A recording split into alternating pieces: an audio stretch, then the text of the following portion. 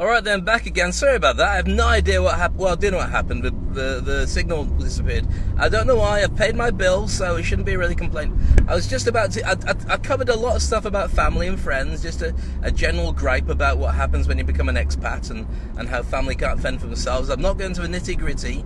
Something very interesting to share with you, but I'll share with you that another time when I'm in a more grouchy mood. But I was going to go and talk about Foxy chicks, which sounds like a horrendously sexist, misogynist thing to say, and it probably is, but I'll share it with you anyway, because it was a conversation I was having with a very dear friend of mine whose name I can't mention.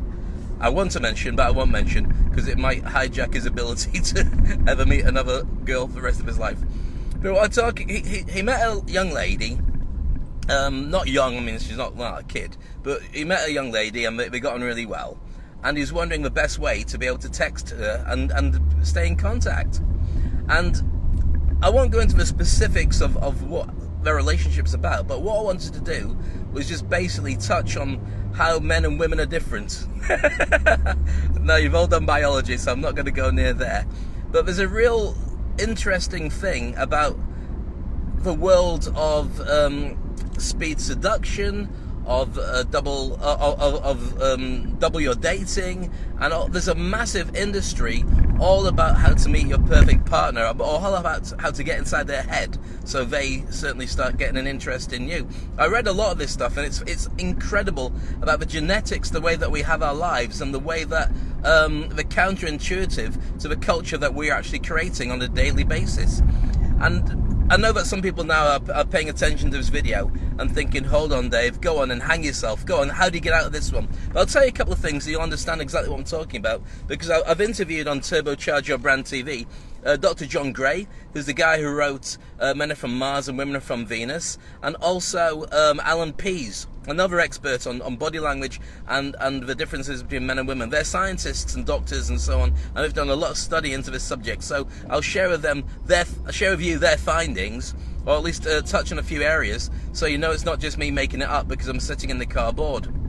But obviously, massive difference between men and women. Men are basically emotionless. Well, not emotionless, but just not very good at getting a handle on their emotions. Women are far more intuitive. They understand a lot more that's going on. And also, they're able to... Here's the thing for you. Men, you can't lie to your other half. Men have about, say, 2,000 words a day that they can use. Women have about 7,000 words a day. Now, these are figures that might be give or take a little bit, but it's about that kind of amount.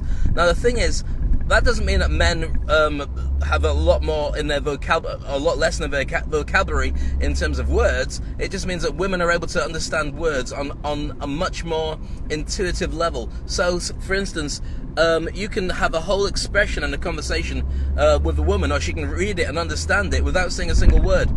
So literally, touching your nose, the way you stand, the way you breathe, the way that you look at somebody, that means volumes to a woman, but to a guy, you were just staring at them. And that's what I mean about the amount of words that a woman can use. Now, what happens basically is when the guy runs out of 2,000 words, he can't speak. He's run out of words, that's about how many he can use a day. Whereas for an average woman, they can speak for about 7,000 words. I know you still think I'm being incredibly sexist, but hear me out with this.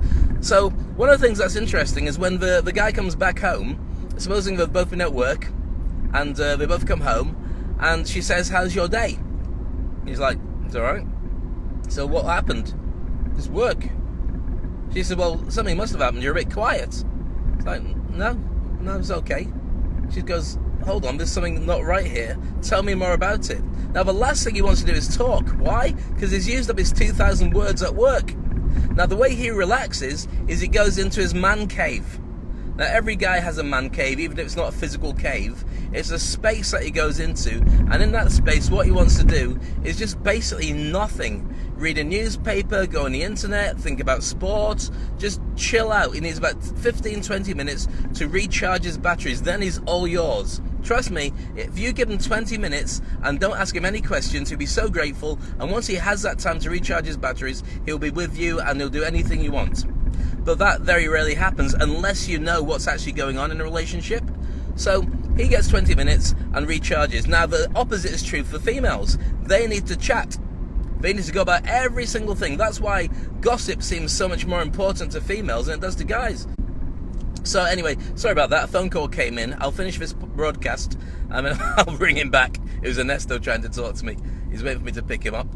That sounds dodgy. So anyway, you've got a guy who's got 2,000 words. A woman's got 7,000. She needs to talk. She needs to have not so much gossip, but conversation. And that conversation is something that she uses to recharge her own batteries. So there's a misdirection in the way that this works. So in order for you both to connect properly, the girl needs to give the guy some space, 20 minutes, and then when it's finished, he needs to then go through and listen to her. Now, this is a big thing about guys. Guys, you think that what you need to do is advise your missus, or your partner, or your other half, your better half actually, on what she needs to do next. No.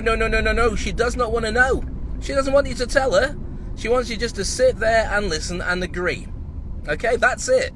Just sit and listen and agree. And as a direct result of that, she will feel that she's recharged her batteries and you've been paying attention long enough to make it all worthwhile. If you don't do it that way, it will come back and bite you in the butt. Because what guys tend to do is give advice. She doesn't want solutions. You're a logical person. She's not logical. That's not what she wants. She just wants to know that you are there for her. Now, I will stop there because I'm going to have to make a phone call to ring back my friend. But I haven't even got into the difference between men and women, really. There's a phrase, actually, that you can use. And I'll tell that in a future date to be able to stop any argument to make your other half feel fantastic. Let me know if you want me to tell you, and I'll tell you in a future podcast. Until then, I won't do anything apart from leave it with one last thought. Okay, one last thought. And that's, again, the differences between men and women. Remember the fact that you're all it all goes back to genetics. And with all these genetics, we can work out exactly why men do certain things a certain way, women do things another way. And Dr. John Gray was telling me about when he was training people in their ability to understand emotions and understand their partner and so on. He had a load of women turn around to him and say, look, my husband doesn't get it, doesn't get anything about women at all. He's got no feelings, he's just this hard shell. Can you teach him to be emotionally intelligent?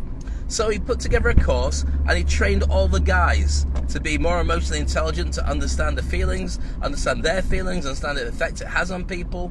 And the results of that were absolutely incredible, because what happened next was every single woman came back to him and said, I don't find him attractive anymore. Why did he do that? And it's like, well, what happened?